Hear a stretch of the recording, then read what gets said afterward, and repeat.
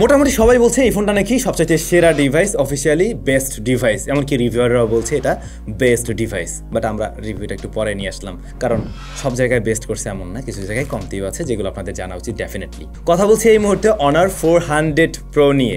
But বাংলাদেশে honour তাদের 400 সিরিজের দুইটা ডিভাইস অলরেডি লঞ্চ করে দিল এবং ফাইনালি আপনারা এই ফোনটার রিভিউ পেতে যাচ্ছেন। বাই দ্য ওয়ে, যারা প্রি অর্ডার করবেন 180 দিনের রিপ্লেসমেন্ট গ্যারান্টি পেয়ে যাচ্ছেন এর ডিসপ্লেতে। অন্যদিকে এই স্মার্টফোনের সাথে আরও অনেক গিফটস পাচ্ছেন, যেমন অনার চয়েস ব্লুটুথ স্পিকার পেয়ে যাচ্ছেন, অনার চয়েস ওয়াচ পেয়ে যাচ্ছেন, up to 12 months EMI facilities পেয়ে যাচ্ছেন, এক্সক্লুসিভ এক্সচেঞ্জ অফার পেয়ে যাচ্ছেন। এই যে যা পাচ্ছেন এগুলোর ভ্যালু মোটামুটি 15,000 টাকার মতো দাঁড়ায়।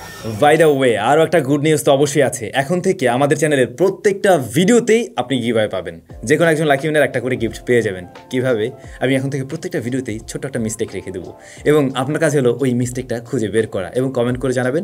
যারা সঠিক উত্তরদাতা রয়েছেন তাদের মধ্য থেকে লাকি উইনার র্যান্ডমলি বেছে নেওয়া হবে এবং তাকে একটা করে গ্যাজেটস দেওয়া হবে। সেটা ঘড়ি হতে পারে, TWS হতে পারে, আরও অনেক কিছুই হতে পারে। সো শুরু হয়ে যাচ্ছে কিন্তু আজকের ভিডিও থেকে, মনোযোগী হয়ে ভিডিওটা দেখে ফেলুন। ফার্স্ট অফ অল, এই ফোনটার ডিজাইনটা আমার কাছে পার্সোনালি ভালোই লেগেছে, বিশেষ করে ক্যামেরার মডিউলটা। আপনাদের কাছে কেমন লাগলো কমেন্ট করে জানাবেন। ফোনটার চারিপাশ থেকে হালকা রাউন্ডেড হওয়াতে হাতে নিয়ে ভালো ফিল পাওয়া যায়, মানে এক হাতে নিয়েও ব্যবহারের উপযোগী, ওই কর্নার এরিয়াগুলো হাতে লাগছে না। এটার বডি ফ্রেমটা দেখে একটু কনফিউজ হতে পারেন, বাট এটা আসলে মেটালে তৈরি। অন্যদিকে রিয়ার প্যানেলে রয়েছে গ্লাস এবং এটা ফ্রস্টেড হওয়াতে ফিঙ্গারপ্রিন্ট ম্যাগনেট কিছুটা কম দেখা যায় আর কি। তবে এই ফোনটা ওজনের দিক থেকেও মোটামুটি ভালোই, 205 গ্রামের মতো এর ওজন রয়েছে এবং সামনের দিকটা একটু ভারী, অর্থাৎ ওয়েট ব্যালেন্সে একদম পারফেক্ট নয়। IP68-69 রেটিং থাকাতে আপনি চাইলে সহজেই এটাকে পানিতেও ভিজাতে পারেন। ফিঙ্গারপ্রিন্ট স্ক্যানার আন্ডার ডিসপ্লে, এটা আল্ট্রাসনিক না, তবে ফাস্ট একুরেট। আল্ট্রাসনিক হওয়াটাই বোঝা উচিত ছিল, এই জিনিসটাই আমার কাছে একটু কমতি লেগেছে অফিসিয়াল ফোন সেই বিবেচনায়ও। শুরু দিতে হলে কথা বলা যাক এর পারফরমেন্স নিয়ে নাকি। এই স্মার্টফোনটা রান করছে অ্যান্ড্রয়েড 15 এবং macOS 9, আর এটাতে 6 বছরে মেজর আপডেট পাওয়া যাবে, মানে 6টা মেজর আপডেট পাওয়া যাবে। এবং প্রসেসর হিসেবে রয়েছে Qualcomm Snapdragon 8 Gen 3, যা লাস্ট ইয়ারের ফ্ল্যাগশিপ চিপ আপনারা জানেন। বাংলাদেশ মার্কেটে একটি ভ্যারিয়েন্টে লঞ্চ করা হয়, 512 GB ভ্যারিয়েন্ট, এবং দাম রাখা হয়েছে 79,999 টাকা বা 80,000 টাকাই বলতে পারেন। আমার এখানে একটা কমপ্লেন আছে, এই ডিভাইসটা বা অনার ম্যাক্সিমাম সময় যেটা করে হাইয়েস্ট ভ্যারিয়েন্টে নিয়ে আসে। ওরা চাইলে এই ডিভাইসটার 12256 GB যে ভ্যারিয়েন্টটা হয়ে থাকে, এটা কিন্তু ওরকম একটা ভ্যারিয়েন্ট আছে, ওইটা বাংলাদেশ মার্কেটে নিয়ে আসতে পারতো এবং ওইটার দামও যদি কিছুটা কম রাখতো, সেক্ষেত্রে যাদের বাজেট একটু টাইট তখন গিয়ে তাদের জন্য কিন্তু এটা চয়েস করতে সুবিধা হতো, রাইট? স্টোরেজ টাইপ UFS 3.1 এবং স্টোরেজের স্পিড, মানে ডাটা ট্রান্সফার স্পিড আমাদের কাছে ঠিকঠাকই লেগেছে। তবে আর একটু আপার লেভেলের কিছু যদি থাকতো, ওরকম কোনো সাপোর্ট দিত তাহলে তো, মানে সাপোর্ট থাকতো আর কি, তাহলে আরও জোস হতো অবশ্যই। বাট এই যে প্রসেসরটা Snapdragon 8 Gen 3, এটা যথেষ্ট পাওয়ারফুল একটা SoC এবং ডে টু ডে লাইফে এটা পারফরমেন্স কিন্তু একদম টপ নচ লেভেলেরই ছিল। আই মিন ফ্ল্যাগশিপ গ্রেডের পারফরমেন্স আমি পেয়েছি। অন্যদিকে 12 GB যে র্যাম রয়েছে, একে তো র্যামটাও বেশ বড়সড়, অন্যদিকে ম্যানেজমেন্ট যথেষ্ট ভালো। তাছাড়াও আপনারা নিশ্চয়ই স্বীকার করবেন macOS, এটা কিন্তু বলতে পারেন অ্যান্ড্রয়েডের জন্য ওয়ান অফ দ্য ক্লিনেস্ট এবং বেশ ফাস্ট একটা UI বলা যেতে পারে, টপ 5 এর মধ্যে ইজিলি রাখা যেতে পারে এটাকে। তো ডে টু ডে লাইফে ব্যবহার করতে গিয়ে এর পারফরমেন্স আমার কাছে একদমই ফ্ল্যাগশিপ গ্রেডেরই মনে হয়েছে এবং অ্যাপ ওপেন ক্লোজ টাইম থেকে শুরু করে মাল্টিটাস্কিং যেটা বললাম, সব জায়গায় আমার কাছে মনে হয়েছে এই ডিভাইসটা পারফেক্ট রেজাল্ট দিতে পারছে। নর্মাল ব্যবহারে ফোনটা কিন্তু একদমই গরম হয় না, আবার হেভি ইউসেজও আমার কাছে মনে হয়েছে এটার থার্মাল ম্যানেজমেন্ট যথেষ্ট ভালো। তবে ক্যামেরা বেশ কিছুক্ষণ অন করে রেখে, মানে এখন তেমনিও গরমের সিজন, সেক্ষেত্রে আপনি দেখা যায় যে ক্যামেরা বেশ কিছুক্ষণ অন করে রেখে আপনি ছবি তুলছেন টানা বা ভিডিও করছেন, সেক্ষেত্রে ফোনটা মোটামুটি ভালোই হিট জেনারেট করে। রিয়ার প্যানেলের তুলনায় আমার কাছে মনে হয়েছে ডিসপ্লে পোর্শনটাই হিটটা একটু বেশি জেনারেট করে আর কি। অন্যদিকে গেমিংয়ের প্রসঙ্গে আসলে আপনি 80,000 টাকার একটা ডিভাইস থেকে যে ধরনের গেমিং পারফরমেন্স আশা করেন না, এটা একদম ওই লেভেলের না। ইভেন এইটা আসলে গেমিং ডিভাইসও না, অনার সেভাবে এটাকে নিয়েও আসেনি। তারপরেও আপনি কিন্তু এখানে 120 FPS পাবজির মতো গেমকে প্লে করতে পারবেন, CODও প্লে করতে পারবেন 120 FPS। তাছাড়া গেনশিন ইম্প্যাক্টও আমরা হাইয়েস্ট সেটিংসে প্লে করে দেখছিলাম। প্রত্যেকটা গেমের ক্ষেত্রে থার্মাল ম্যানেজমেন্ট যথেষ্ট ভালো পেয়েছি, গরম হতে দেখিনি অনেকটা। তবে আমরা পাবজির ক্ষেত্রে মোটামুটি 45 মিনিটস গেম প্লের ক্ষেত্রে দেখলাম এই ফোনটা মাঝে মধ্যে 2-1টা ফ্রেম রেট ওঠানামা করছে। অ্যাভারেজে আমি এটাকে 18.5 রাখতে পারি। পাবজিতে আসলে আমি সর্বোচ্চ পেয়েছি 38-39 মতো একদম ওই লং রানে গিয়ে, বাট এর বেশি গরম হতে দেখিনি, আবার দ্রুতই ঠান্ডাও করে ফেলতে পারে। তাছাড়াও 120 FPS আমরা পাবজি গেম প্লের সময় স্ক্রিন রেকর্ড করে দেখছিলাম, সেক্ষেত্রে ফোনের উপরে একটু প্রেশার দেয় বোঝা যায় এবং তখন ফ্রেম রেটটা আরেকটু বেশি ওঠানামা করে। গেনশিন ইম্প্যাক্টের ক্ষেত্রে ফোনটা তুলনামূলকভাবে একটু বেশি গরম হচ্ছিল, তখন এটা 40-এর কাছাকাছি আসছিল, আর ফ্রেম রেট 58-এর মধ্যেই থাকে অ্যাভারেজে আর কি। তাছাড়া COD রেজাল্ট কিন্তু একদমই ভালো ছিল, এখানে গ্রাফিক্স, স্মুথ গেম প্লে এবং FPS ওঠানামা করতে আমরা দেখিনি। তো গেম প্লে অবশ্যই করা যাবে। এখন আমি যে বললাম, আপনারা বাজার যদি 80,000 টাকা হয়ে থাকে এবং আপনি গেমিংয়ের জন্য ডেডিকেটেড ফোন চান, অফিসিয়াল নিতে গেলে এইটা আপনার জন্যই একমাত্র বেস্ট ডিল। বাট আপনি যদি গ্রে মার্কেট থেকে কিছু নিতে চান ডেফিনেটলি গেমিংয়ের জন্য আরও বেটার ডিল পাবেন। এখন ওই ডিসিশন টোটালি আপনি নিজেই মেক করবেন। অলরাইট, স্মার্টফোনটার এআই ফিচার আছে বেশ কিছু, যেমন এআই ম্যাজিক পোর্টাল, যেটা আমরা অনারের বেশ কিছু ডিভাইসে এর আগেও ব্যবহার করেছি। অন্যদিকে জেনারেটিভ ফিল রয়েছে, অবজেক্ট ইরেজার রয়েছে, ইমেজ কাটআউট রয়েছে, এবং যেহেতু গুগলের সাথেও কোলাবোরেশন আছে আপনি সার্কেল টু সার্চ পেয়ে যাচ্ছেন, জেমিনাই পেয়ে যাচ্ছেন। এছাড়া নতুন আরেকটি ফিচার যোগ হয়েছে গুগল ভিউ 2, মানে ইমেজ থেকে আপনি ভিডিওতে কনভার্ট করতে পারবেন, যেটা আমরা বিভিন্ন থার্ড পার্টি সাইট থেকে করি বা বিভিন্ন এআই টুল দিয়ে করে থাকি। আপনি আপনার অনার 400 প্রো দিয়ে ইজিলি এই কাজটা করতে পারবেন। অবজেক্ট ইরেজারের ক্ষেত্রে আমি বেশ কয়েকবার ট্রাই করে দেখলাম, আমার কাছে মনে হয়েছে এটা ভালো রেজাল্টই দিতে পারছে, এমনকি অনেক সময় ধরাও যাচ্ছে না যে আসলে এখানে কোনো কিছু তুলে ফেলা হয়েছে বা এরকম কিছু আর কি। এই ফোনের ডিসপ্লেটা একটু রাউন্ডেড টাইপের, চারিপাশ থেকে হালকা কার্ভড মনে হবে আপনার কাছে। 6.7 ইঞ্চের প্যানেল আছে মূলত এখানে, তবে এই প্যানেলটা এলটিপিও প্যানেল না, যেটা একটা কমতির কারণ আমি আবারও বলবো। অবশ্যই আপনি 120 হার্জ হাই রিফ্রেশ রেট পাচ্ছেন, আমাদের টেস্টিংয়ে এই জায়গাটা ঠিকঠাক রেজাল্ট দিচ্ছে, খুবই স্মুথ একটা ডিসপ্লে, এবং এই ডিসপ্লেটা যথেষ্ট লো ব্রাইটনেসও আপনি চালাতে পারবেন, একদম লোয়ার ব্রাইটনেসও নিয়ে আসতে পারছেন। তাছাড়াও এটাতে 5000 নিটস পিক ব্রাইটনেস রয়েছে, এটা তো একটা নাম্বার গেম আপনারা জানেন, বাট যেটা হয় আউটডোরে ব্যবহার করতে কোনো সমস্যা হয় না। ডিসপ্লেটা যথেষ্ট ব্রাইট, একদম ডিরেক্ট সানলাইটও আমরা ব্যবহার করে দেখেছি, এমনকি ছবি তোলার সময়ও কোনো প্যারা দেয়নি আমাদেরকে এই ডিসপ্লে। কালার অ্যাকুরেসির দিক থেকে 100% না হলেও এইটার কালার আপনাদের কাছে ভালো লাগার কথা, কারণ বেশ পপ আপ টাইপের কালার দিয়ে থাকে, আর টাচ রেসপন্সও যথেষ্ট ভালো। ডিসপ্লের চিন বেজেল একদমই ন্যারো অ্যান্ড সিমেট্রিক্যাল, বাট এখানে রয়েছে পিল শেপ নচ, যেহেতু দুইটা ক্যামেরা আছে সামনে।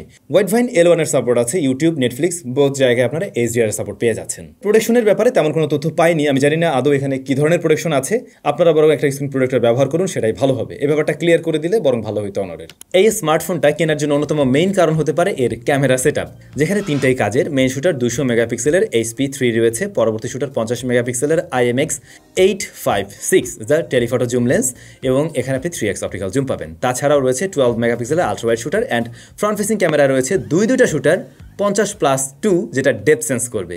এখন এইটার কি আদৌ কোনো খুব একটা প্রয়োজনীয়তা ছিল? আমার তো মনে হয় না যে ছিল, বরং একটা দিলে অনেকের কাছে আবার এই যে পিল শেপ ভালো লাগে না, তাদের জন্য হয়তো ওই 5 হোল কাটআউটটাই বেশি ভালো লাগতো, ডিসপ্লের কম জায়গা নষ্ট করতো। ফোনটার মেইন ক্যামেরা বেশ পপটপ টাইপের ছবি দিচ্ছে, ওভার স্যাচুরেটেড অবশ্যই না, তবে ভাইব্রেন্ট ছবি দেয়, কালারফুল। ছবিতে ডাইনামিক রেঞ্জ বেশ ওয়াইডার, এবং ছবিগুলো যদি আমরা জুম করে একটু দেখি ডিটেলের পরিমাণ ভালোই পাবেন প্রপার লাইটিং কন্ডিশনে। তবে আমার কাছে কিছু কিছু ছবি কন্ট্রাস্টি মনে হয়েছে, আর হেভি এক্সপোজার এরিয়া এটা ভালোভাবে হ্যান্ডেল করতে পারছে। লো লাইটের দিকে কিছুটা সফট ছবি দেয় উনি, মানে নর্মাল মোডে আর কি। আর নাইট মোড অন করে নিলে কিন্তু এই ডিভাইসটা ভালো রেজাল্ট দিতে পারে লো লাইটে, সেক্ষেত্রে আলো বাড়িয়ে একদম ঝকঝকে ফকফকে করে ফেলে না, অনেকটা ন্যাচারাল টাইপের রাখার ট্রাই করে। হ্যাঁ, কন্ট্রাস্টের লেভেলটা একটু বাড়ে, কালারটাও আর একটু বাড়ে, কিন্তু দেখতে ভালো লাগে, সোশ্যাল মিডিয়ার রেডি টাইপ ছবি প্রেজেন্ট করে আর কি। আমার কাছে নাইট মোডের ছবি ভালো লেগেছে। তাছাড়া এটাতে ওয়াইএস থাকাতে আপনাকে কিন্তু খুব যে সুপার স্টাডিভাবে ধরে রাখতে হবে এমনটাও নয়, হ্যাঁ একটু সময় লাগে, বাট নর্মালি ধরে রাখলেই হয়। ভালো লেগে যাওয়ার কথা এর পোর্ট্রেট মোড। এর আগে বাংলাদেশে কিন্তু অনার তাদের 200 সিরিজটা লঞ্চ করেছিল অফিসিয়ালি, এবং ওইটা বেশ সাকসেসফুলি তাদের একটা প্রজেক্ট ছিল বলতে পারি আমি, এবং আপনারা অনেকেই চয়েস করেছিলেন মূলত পোর্ট্রেট মোডের জন্য। এবং এই স্মার্টফোনটাতেও বলতে পারেন সেই ম্যাজিক পোর্ট্রেট আপনি পেয়ে যাচ্ছেন, আর যেহেতু এখানে আপনি 3x অপটিক্যাল জুম লেন্সও পেয়ে যাচ্ছেন, দ্যাটস ওয়াই আপনি কিন্তু পোর্ট্রেট আলাদা আলাদা ফোকাল লেন্থে ছবি তুলতে পারছেন, যেমন 1x, 1.5x, 2x, 3x এবং 6x। এখন এই কালারের ক্ষেত্রে কিছুটা তারতম্য লক্ষ্য করবেন, বিশেষ করে 3x, 6x যখন উপরের দিকে যাচ্ছেন এগুলোর কালারের, আর যখন কিনা আপনি 1.5x বা নিচের দিকে 2x এগুলোর কালারের মাঝে কিছুটা তফাৎ পাবেন। প্লাস আপনার কাছে ব্যাকগ্রাউন্ড ব্লারনেসটা ওগুলোর খুব একটা ভালো লাগবে না, বরং আপনি যখন আর একটু বেশি ফোকাল লেন্থে যাচ্ছেন তখন কিন্তু ব্লারনেসটা অনেকটাই মনে হবে ন্যাচারাল বা DSLR টাইপ। তাছাড়াও কন্ট্রাস্ট লেভেলে একটু কম বেশি মনে হবে, কম ফোকাল লেন্থের ছবিগুলোতে একটু কন্ট্রাস্টই মনে হয়, হাই ফোকাল লেন্থেরগুলো আর একটু নিউট্রাল লাগে। বাট অনারের 200 সিরিজে আমরা দেখেছি যে ফেসটাকে একটু স্মুথ করে দেওয়ার প্রবণতা আছে, একটু স্মুথ করে দিয়ে সুন্দর করে প্রেজেন্ট করে, স্কিনটাকে প্রায়োরিটি দেওয়ার ট্রাই করে, ওই ব্যাপারটা এখানেও আছে। আপনার প্রসেসিং আপনি ছবিগুলো ওরকমটা পাবেন, রেডি টাইপ পাবেন। তবে এই ধরনের ছবি ম্যাক্সিমাম মানুষ হয়তো পছন্দ করে থাকে আসলে। আবার টেলিফটো জুম লেন্সের নর্মাল যে ছবিগুলো, জুম করে আপনি যখন 2x, 3x বা 6x এর ছবিগুলো তুলছেন সেই ছবিগুলো কিন্তু ইউজেবল, এবং কালার টোন অনেকটা সিমিলারিটিস রাখে মেইন ক্যামেরার সাথে, একই সাথে এখানে ডাইনামিক রেঞ্জও কিন্তু ভালো আছে। বাট আপনি যদি অনেক বেশি জুম করে ব্যবহার করতে চান, লাইক আপনি 50x বা আমি বলবো 30x এর উপরে যাচ্ছেন, সেই ছবিগুলো খুব একটা ইউজেবল আমার কাছে মনে হয়নি। বরং এখানে আরেকটু বেটার জুম লেন্স ওরা আসলে চাইলে ব্যবহার করতে পারতো, বা আরেকটু হাইয়েস্ট জুম ক্যাপাবিলিটি থাকতে পারতো। তবে আশা করছি ভালো লাগবে এর আলট্রা ওয়াইড শুটারটা, যেখানে আমরা ডিটেল ভালো দেখছি, শার্পনেস ভালো আছে, কালারটাও ঠিকঠাকই আছে। ডেলাইট কন্ডিশনে মূলত এটা বেশি ভালো ছবি দিতে পারে, সেক্ষেত্রে আপনারা শার্পনেস ডিটেল ভালো পাবেন, এমনকি কর্নার এরিয়াগুলোতেও। তবে লো লাইটে এটা অনেকটা স্ট্রাগল করে, মেন ক্যামেরার মতো ততটা ভালো ছবি দিতে পারেনি, যেখানে মেন ক্যামেরা যথেষ্ট ভালো আউটপুট দিয়ে থাকে নাইট মোডে বা লো লাইটে। আর একটু আগে আমি যেটা বলছিলাম, ক্যামেরা বেশি সময় ধরে অন করে রাখলে ফোনটা কিন্তু গরম হয় কিছুটা। আচ্ছা, ফ্রন্ট ফেসিং ক্যামেরাটা 50 এবং 2, আপনি পোর্ট্রেট মোডে ছবি তুলতে পারবেন যেহেতু ডেডিকেটেড ডেপথ সেন্সর আছে। পোর্ট্রেট মোড ভালো দিচ্ছে, মানে অ্যাজ ইউজুয়াল যে কোনো ফ্রন্ট ফেসিং ক্যামেরা পোর্ট্রেট যেমনটা আসে তার চাইতে এটা ভালো দিচ্ছে আর কি কিছুটা। অন্যদিকে মেইন ক্যামেরার ছবিটা আমার কাছে একটু সফট লেগেছে, মানে সেটা আউটডোর বলেন ইনডোর বলেন, ভালো লাইটিং কন্ডিশনে আমার কাছে মনে হয়েছে কিছুটা সফট করে ছবি দেয়। আরেকটু শার্পনেস থাকলে ছবিগুলো অবশ্যই আরও বেশি ন্যাচারাল মনে হতো। Dynamic handle as a front facing camera ভালোই বলা যেতে পারে।